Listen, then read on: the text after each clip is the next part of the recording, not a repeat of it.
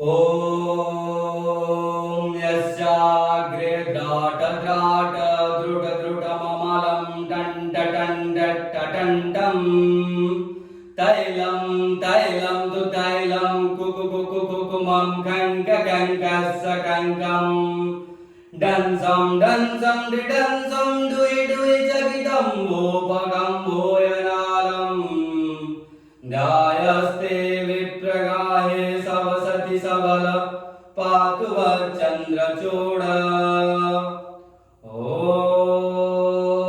जटाटवीगलज्ज्वलप्रवाहपावितस्थले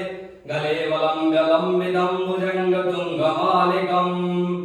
डमड्डमड्डमड्डमन्निनादमड्डमर्वयं चकार चण्डताण्डवं तनोतु नः शिवः शिवम् जटाकटाः संभ्रमं रमं निलिम्पनिर्झरी विलोलवीचि वल्लरी विराजमानमूर्धनि दगद्दगद्दगज्ज्वल ललाटपट्टपावके किशोरचन्द्रशेखरे प्रतीक्षणं मम धराधरेन्द्रनन्दिनी विलासबन्धुबन्धुर स्फुरत्तिगन्धसन्तति प्रमोदमानमानसे कृपाकटाक्षधोरिणी निरुद्धदुर्धरापति कुचिदिगम्बरे मनो विनोदमेतु वस्तुनि जटाभुजङ्गपिङ्गलं स्फुरत्कोणामणिप्रभाकलं वकुङ्कुमाद्रव प्रलिप्तदिग्वधूमुखे मदङ्गसिन्धुरस्फुरत्तु गुत्तरीयमेद्धुरे मनो विनोदमद्भुतं विभत्तु भूतवर्तरी सहस्रलोचन प्रवृत्य शेषलेखशेखया प्रसन्नधूलिधोरणि विदोषराङ्गि पीठभू भुजङ्गराजमालया निबद्धजाटजोटक श्रियैचिराय जायकं चकोरबन्धुशेखर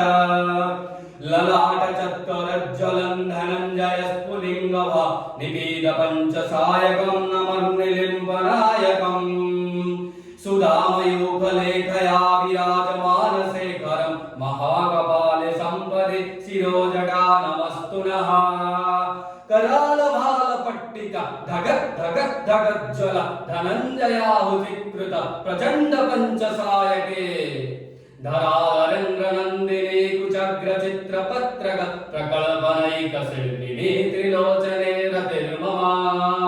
नवीनमेघमण्डले निरुद्धदुर्धरस्फुरत् कुहूनिशेखिनीतम प्रबन्धबन्धुगन्धरा निलिम्पनिर्झरी दुरुस्तुनोतु क्रोतिसिन्धुर कलानिधानबन्धुर श्रियञ्जगधुरन्धरः प्रफुल्लनिल्लपङ्कज प्रपञ्चकालिमप्रभावलम्बिकण्ठकन्दलि रुचिप्रबद्धकन्धरम् स्मरच्छिदं पुरच्छिदं भवच्छिदं मखच्छिदं गजच्छिदानकच्छिदं तमन्तकाच्छिदं भजे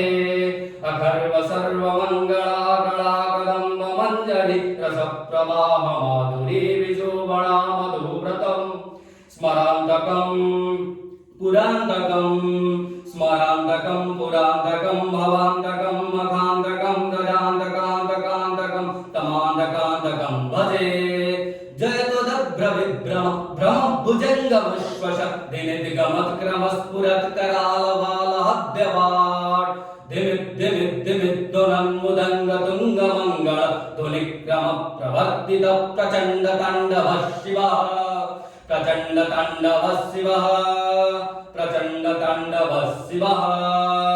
दुसद्विचित्रतल्पयोर्भुजङ्गमौक्तिकस्रजो गरिष्ठरत्नलष्टयो सुहृद्विपक्षपक्षयो तृणारविन्दचक्षुषो प्रजामही महेन्द्रयो समप्रवृत्तिका कदा सदा शिवं भजाम्यहम् कदा निलिम्पनिर्झरि निकुञ्जकोटरे वसन् विमुक्तदुर्मदी सदा शिरस्तमं जलिं वहन् विलोललोललोचने ललामभाललग्नक शिवेति मन्त्र उच्चरन् कदा सुखी भवाम्यहम् इमानि नित्यमेव मुक्तमुक्तमुक्तमस्तवं पठन् स्मरन् भुवन्नरो विशोधिनयति सन्ततम् हरे गुरौ सुभक्तिमासु याति नन्यथा गतिं विमोहना हि देहिनां सुशङ्करस्य चिन्तनम् विमोहना हि देहिनां सुशङ्कर सुशङ्करस्य चिन्तनं विमोहनानि देहिनं सुशङ्करस्य चिन्तनं पूजावसनसमये दासवक्त्रं गीतं याः शम्भुभुजनं परं पठति प्रदोषे तस्य स्त्रीरं रथमगन्द्रतुरङ्गयुक्तं लक्ष्मी सदैव समुखिं